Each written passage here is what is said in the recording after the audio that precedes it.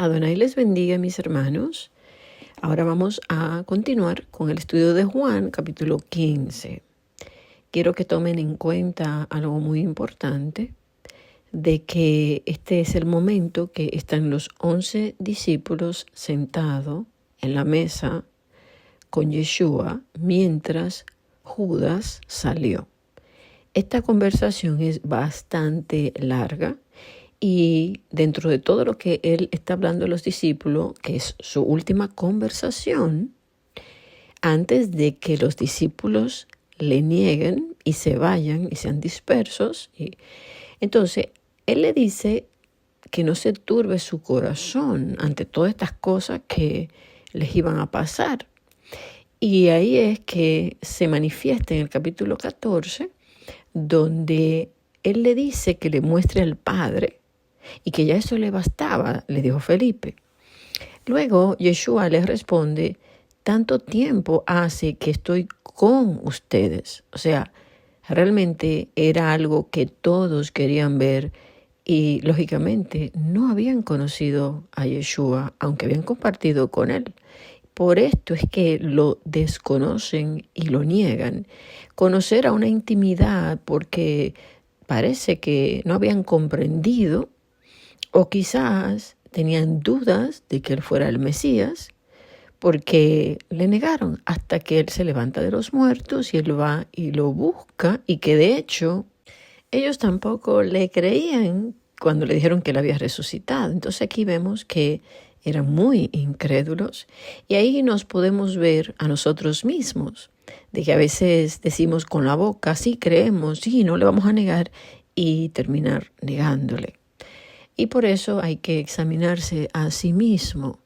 Entonces también él le dijo que cómo es posible que le hicieran esa pregunta de mostrar al Padre. O sea, yo llevo 3 años con ustedes hablándole y ustedes me hacen esta pregunta cuando la Escritura dice que al Padre nadie le ha visto jamás, y de hecho que Yeshua también se lo había dicho.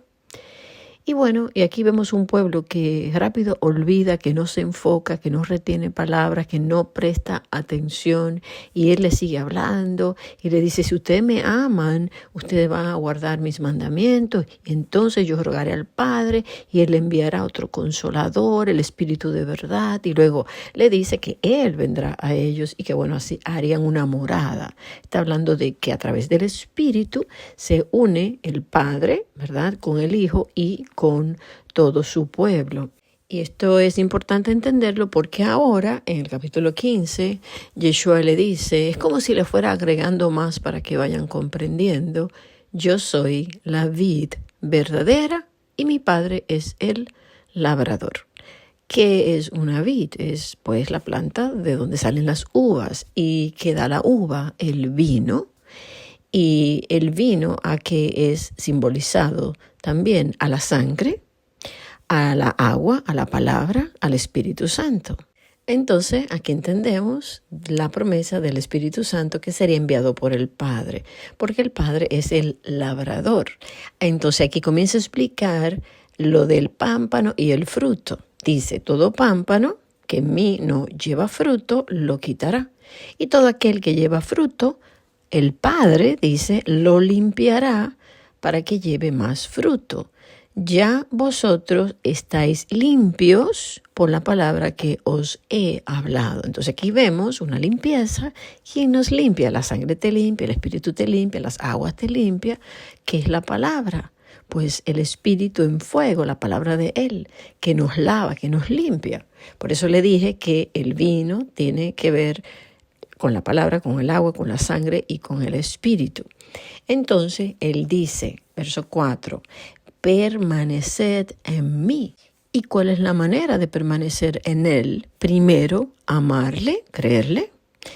Luego, él orará al Padre, el Padre envía el Espíritu, hace morada, y entonces tú comienzas a dar fruto, pero tienes que permanecer en él. Entonces dice, permanece en mí, a través del Espíritu, a través de la palabra, de la sangre, del pacto, y por eso está hablando de la vid.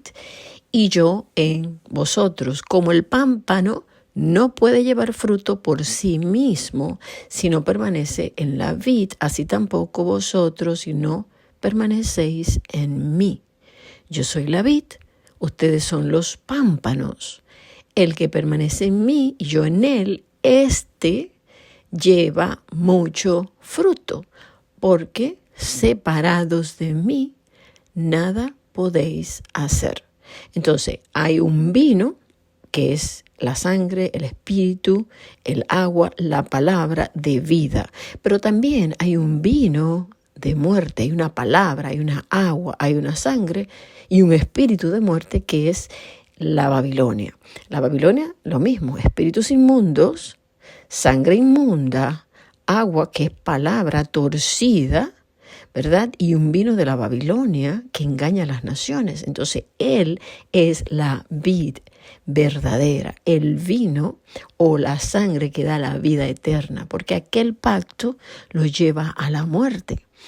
Entonces, cuando estamos en Él, vamos a dar ese fruto, esa palabra, vamos a ser llenos del Espíritu y vamos a dar palabra como fuego, así como los dos olivos vierten aceite como oro. ¿Por qué? Porque de nosotros va a salir la palabra en fuego. Entonces, por eso también somos comparados a un árbol de olivo que da el fruto y ese fruto es machacado, la oliva, y de ahí se extrae el aceite. Entonces, podemos ver lo mismo de que el olivo da aceite, la vid da la uva, el aceite, el Espíritu Santo, el vino, palabra, Espíritu Santo, pacto, o sea, es lo mismo.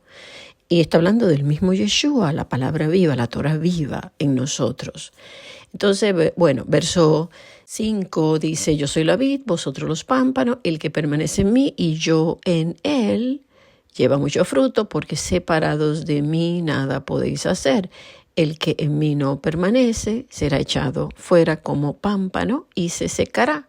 Y los recogen y los echan en el fuego y arden. Si se fijan, él repite muchas veces fruto, limpiar, palabra, permanece en mí para que lleve fruto, permanece en la vid, yo soy la vid, permanece en mí, lleva mucho fruto, porque separado de mí nada pueden hacer, porque si tú no permaneces en mí, tú serás echado como pámpano, te vas a secar y te van a recoger y te van a echar en el fuego y vas a arder.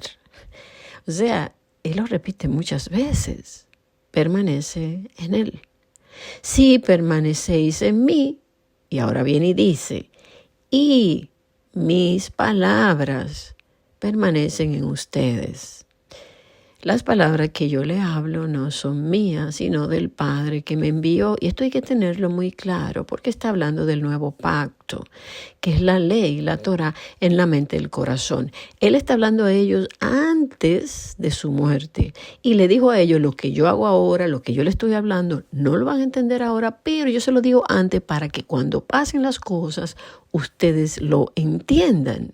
Y eso lo vemos que lo dijo en el verso 25 del capítulo 14, dice, os he dicho estas cosas estando con ustedes.